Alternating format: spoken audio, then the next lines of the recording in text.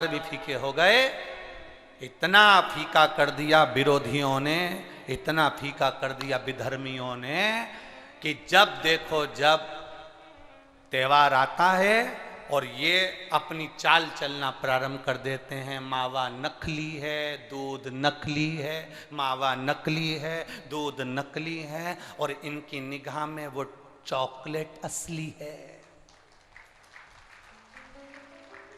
घर के पकवान नकली, घर का भोजन नकली, भारत की भूमि पर बनने वाला पकवान गुलाब जामुन, इमरती, भजिया, पकोड़ा, खोपरा पाक, अपने घर में बनने वाला गुजिया, पपड़िया, सब नकली है। बस बाजार जाओ, रक्षाबंधन का त्योहार है, एक टॉफी भाई बहन को, बहन भाई को दे दे, और इसको त्योहार कहते हो। त्योहार वो होता है जो घर की माँ घर में मिठाई बनाए और बच्चों को खिलाए, उसको त्योहार कहते हैं। फीका कर दिया त्योहारों को। जो भी त्योहार आते हैं या तो 2 हो जाएंगे, 3 हो जाएंगे, या फिर इतने छोटे हो जाएंगे कि उसमें आप विचार करते रहोगे कि मैं कल मनाऊं कि परसों मनाऊं। बस इसी विचार में पड़ते रहेंगे। और हमारा सनातन धर्म का जो हमारा एक आनंद है, हमारे जीवन का जो सुख है, त्योहार का जो उत्साह है, त्योहार का, जन्माष्टमी आती थी पहले, लोग ऐसी जन्माष्टमी मनाते थे। रामनवमी आती थी पहले, रामनवमी मनाते थे। रक्षाबंधन आता था पहले, रक्षाबंधन खुशियों से मनाते थे। जब होली आती थी, होली खुशियों से मनाते थे। दिवाली आती थी, दिवाली खुशियों से मनाते थे। संक्रांति आती थी, संक्रांति खुशियों से मनाते थे। जितने त्योहार आते थे, एक आता था और उसमें उत्साह, उमंगता, आनंदता होती थी। आज के जमाने में इतना इतना बांट दिया, इतना इतना बांट दिया कि त्योहार को भी 2-4 कर दिए तो लोग विचार में पड़े रहते हैं। अब करें तो करें क्या, अब विचार करें तो करें क्या। टॉफियों को इतना जरूरी बता दिया कि घर में मेरी माताओं के हाथ की बनी हुई गुलाब जामुन, खोपरा पाक, गुजिया और पपड़िया कोने में पड़ा रहता है, और वो टॉफी एक मूल हो जाती है, एक चॉकलेट मूल हो जाती है। और हम समझ नहीं पा रहे विधर्मियों को, हम सोच नहीं पा रहे कि हमारे सनातन धर्म पर कुठार प्रहार है ये, हमारे सनातन धर्म को नष्ट करने का प्रहार है ये।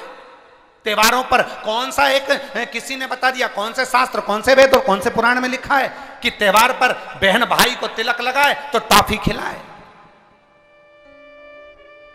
चॉकलेट दे। यह हमारा सभ्यता, हमारी संस्कृति और हमारा संस्कार नहीं है। यहाँ तो ये नियम है, बहन भाई को जब राखी बांधे तो बांधने पर उसने अपनी माँ से जो मिठाई बनाई हो वो थाली में रखी हो, और बहन भाई को और भाई बहन को खिलाए, तो माता पिता का आशीर्वाद उसके शरीर में पहुंच जाए, उसके जीवन में पहुंच जाए। हम किन ओर जा रहे हैं? और हम चिल्ला चिल्ला कर कह रहे हैं धर्म की, अधर्म का, प्राणियों में विश्व का हो गया। सीधी बात। हम जा कहां रहे हैं? हम किस पथ की ओर, हम किस मार्ग की ओर जा रहे हैं?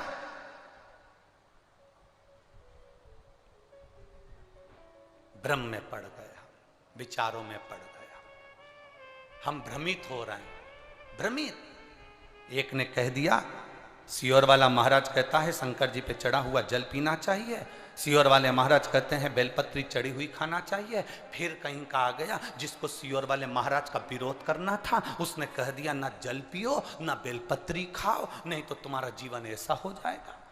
ये विरोध शास्त्र का नहीं है, ये सियोर वाले महाराज का है कि इन्होंने अगर बोला है तो उसका विरोध करना, इन्होंने बोला दुर्वा चढ़ाओ उसका विरोध करना, इन्होंने बोला चावल चढ़ाओ इसका विरोध करना। और दुनिया के लोग उनके झाले में पड़ जाते हैं। हमारा नियम, निवेदन है, ना तुम सीहोर वालों की मानो, ना तुम किसी की मानो।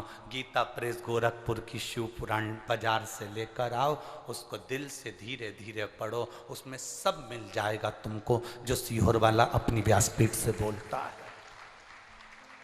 स्कंद पुराण लाओ, नर्मदा पुराण लाओ, लिंग पुराण लाओ, देवी भागवत लाओ, ब्रह्म विवर्त पुराण लाओ, सारी पुराणों को घर में लाकर रखिए और एक एक पुराण का धीरे धीरे अध्ययन करो कि सियोर वाला महाराज कहीं अलग जगह से तो नहीं बाच रहा। एक एक पुराण का अध्ययन करो, केवल फेसबुक, यूट्यूब और मोबाइल पर ज्ञान नहीं मिलता कि आप थोड़ी देर खोल के बैठकर आपने ज्ञान ले लिया। ये तो हमने पढ़ा था शास्त्र में ऐसा। शास्त्र को पढ़िए, वेद को पढ़िए, अपने पुराणों को पढ़िए, उसका अध्ययन करिए कि बेलपत्री का चरित्र कहां वर्णन करा।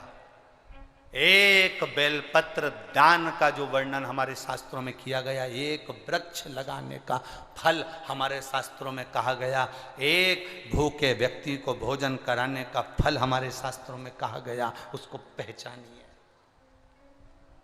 एक नवयुवक लड़का अपने पिता के सिंहासन पर बैठ गया,